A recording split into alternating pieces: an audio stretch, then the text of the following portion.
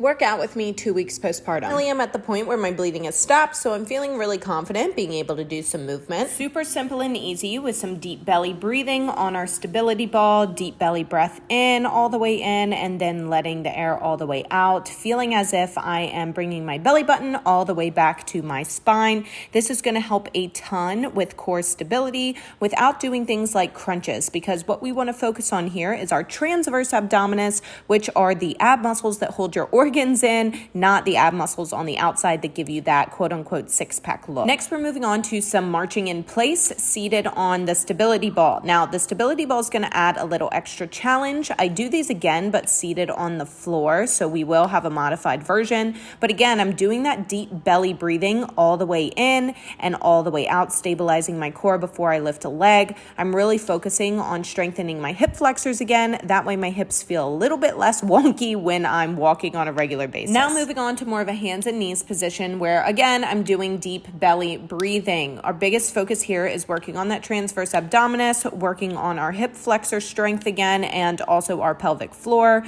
So as I take a deep belly breath in, letting gravity kind of pull my belly to the ground, I then let the air all the way out, bringing my belly button to my spine once again, and squeezing my pelvic floor at the top of the movement as well. Next, we're doing a modified version of bird dogs. In this movement, again, I'm on hands and knees, doing the deep belly breathing once again to make sure I'm stabilizing my core. And 1 foot at a time, I'm extending that foot out and I'm tapping my toe on the ground to keep some stability. Again, these movements are just for rehab. This is not to gain any crazy muscle mass or lose any crazy amount of fat. This is to rehabilitate my pelvic floor, my transverse abdominis, my hip flexors once again, so that I am feeling super confident with everyday tasks and eventually can get a little bit more advanced in these movements and hopefully get back into a regular gym routine once I'm feeling 100% again. And again, we're going to be doing marching in place, but sitting on the floor, making sure our core is nice and tight at the top of the movement, lifting our legs.